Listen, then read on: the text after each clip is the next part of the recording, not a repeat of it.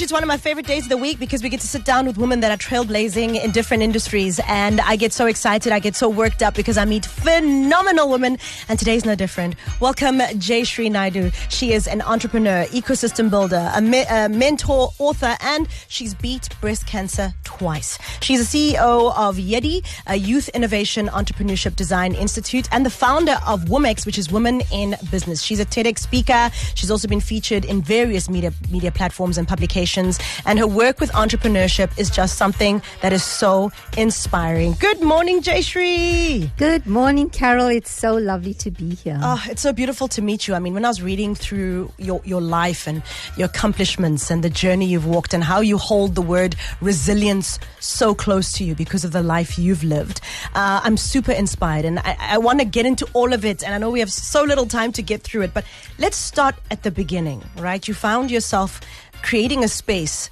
for women in business, WomX. Talk to us about how you landed up there, coming from a corporate world. Well, coming from a corporate world and starting YEDI first, focusing on building entrepreneurs, we realized firsthand that women have unique challenges. They have unique barriers to entry.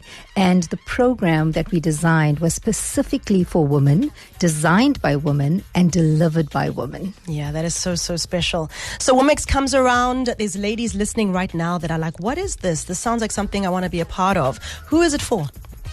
It's for any woman in business. If you own a business, if you're running a business, irrespective of the sector you're in, irrespective of the size of the business, it's a program. So it's made up of networking events. It's made up of a structured accelerator. There's a free entrepreneurship academy for any woman in business.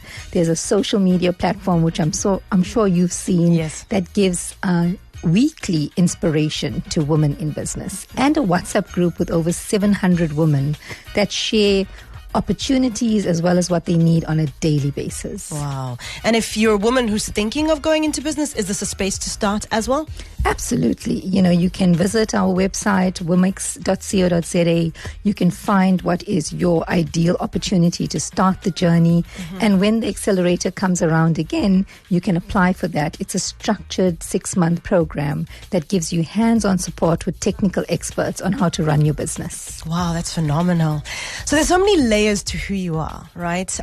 You hold resilience, as I mentioned earlier, very close to your heart because you've walked your private life a very difficult journey health-wise.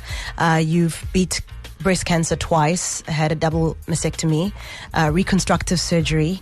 During COVID, got COVID. After getting COVID, you're in hospital for 6 weeks. Your mom passes from COVID. You can't even see her in the hospital. You lose your ability to walk and have to relearn walking.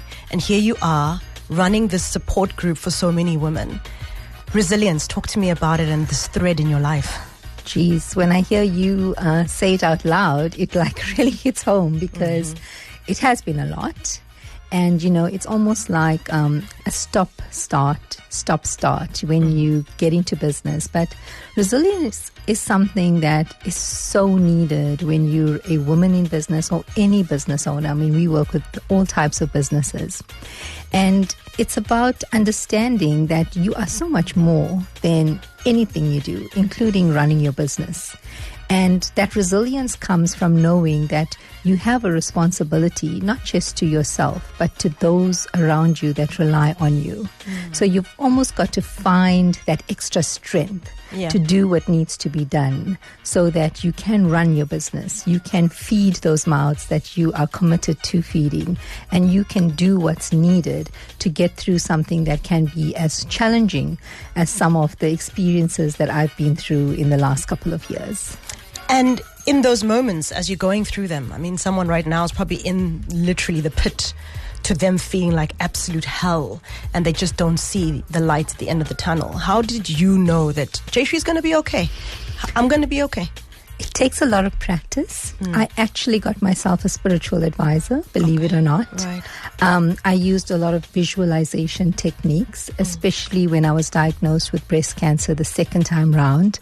It was also the same time my daughter was planning a wedding. Wow, yeah. So I used visualization to see myself at the wedding, to see myself dancing at her wedding, to see myself eating those yummy desserts. And I used that a lot. I relied a lot on my support structure, my amazing man that I've been married to for 34 years. I stood, my family was there to support me through this difficult time. And if there's someone listening that's going through a difficult journey, just know that there is always hope out there. There are always people that love you, that will support you, your sisterhood, and others in your life that you least expect to be the ones that you rely on, are the ones that are actually there and waiting for you to ask for help. And as women, we don't ask for help enough as well. And now we want to get into women in business and your experience of helping women in business. Where should a woman actually start if she wants to start a business? Because we know that employment is very scarce. Very few places are offering opportunities. And these days, innovation is where you're going to get your opportunity. And that's partly starting your own business. Where do we start as women? Firstly, in order to start, you have to start. There's so many conversations around, I want to start a business, but there are so many reasons why you delay the process. So you've got to identify a problem or challenge, a real problem or challenge that needs solving. You've got to realize, how do you make money solving that problem or challenge?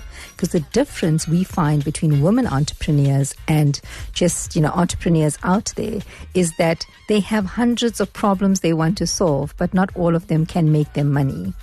And we have the social almost responsibility. We want to do the right thing, but you can't do the right thing without making money in order to do more and to grow your business. So you've got to find the idea that works, that's solving a problem. How do you make money with that problem? And then who do you sell that product or service to? You've got to understand the market. Who are they? Where are they? You've got to find them where they are, and you've got to sell them a compelling product that they will come back for. And you've got to ensure you put in the systems and processes that your business can survive without you. Because if you have a business that you have to spend 100% of your time in, then you don't own a business. Your business actually owns you. Oh, it's true. What's the biggest challenge you see women entrepreneurs face on this business and entrepreneurship journey? Lack of financial acumen always comes up as number one. So they have no idea how to manage the finances that come into the business, or understand how to read the finances that are happening within their business. That management of cash flow, I'm sure you've heard it on your show before, that cash is king. It's really important to understand where the money is going to. The other challenge is lack of operations and operational effectiveness in your business. So they haven't put in the systems and processes that can help their business survive when they are not able to be there. I mean, imagine in that 6 weeks when I was in hospital, if my business depended on just me, it would have failed. In the 6 months it took me after reconstructive surgery to recover, if I was the one that my business relied on and the only one, then my business would have failed. So you've got to put in systems, processes, and practices. And you've got to ensure vision that allows you to be sustainable in the long run.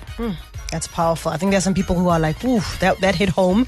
That hit home. Now, for women who already are in business and now they're doubting themselves because the numbers are not adding up, they are feeling challenges, they're getting roadblock after roadblock, asking themselves, why am I even here? How do you motivate them to stay the course? You've got to remind yourself of why you started this. Every business has to be reminded, who did I start this for? Why did I actually get into this business? Who am I solving for? And you've got to do your check-ins and be realistic as well. And if it's not working, you've got to walk away. I mean, businesses attach themselves business owners attach themselves to their businesses by naming their businesses sometimes after themselves and after their kids. And when the business is failing, they feel like if they shut this down and move on to something else, they're giving up on their kids and they're giving up on themselves. So it's little things like that that can really slip you up as a business owner. So you've got to know when to walk away as much as it's important to know when to stay. Yeah. And what would you give as advice to someone listening right now who really just wants to have a successful career, a successful business? What's been your recipe to success? I gave a TEDx talk. It was called People are so much more than the jobs they do. And that was about realizing that you have power within you. Every single person, if I have a conversation with them, I can tell what are they passionate about, what drives you, what motivates you.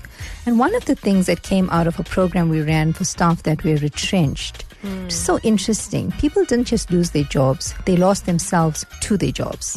Business owners do the same thing. They lose themselves to their business. They forget why they started. The passion is gone, but they are continuously giving 8 hours and 12 hours and 16 hours to something that no longer fuels their passion. And that's not sustainable. So you've got to continuously remind yourself what drives you, what wakes you up in the morning. Your business is not a job when you love what you're doing. It's the same for work. When you love what you do, it's not a job anymore. So just remind yourself why you started and stay the course. And stay the course. Wow, Jayshree, this has been such an enlightening conversation.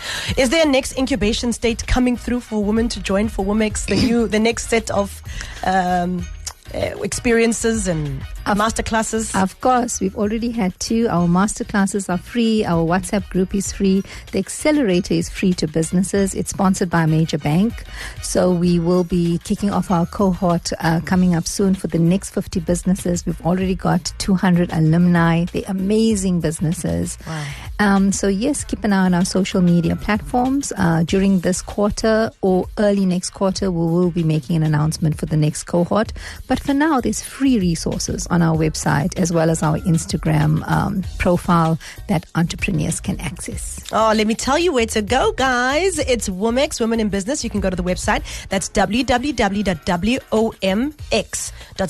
That's womx.co.za. womx.co.za. And you can find the same on social media at WomX. And also, you can find Jayshree on LinkedIn, Jayshree Naidoo, as well as on Instagram and so many other platforms. Thank you so much for all the work that you do. And a parting shot for you? I just want to remind women out there and any entrepreneur out there, remember your work changed lives. You are creating jobs. You are sustaining the communities around you. So just keep at it. And there are so many support structures for you out there. Oh, we love it. Jayshree Naidoo, everybody. Thank you so much for coming through. We appreciate your time. Thank you for having me.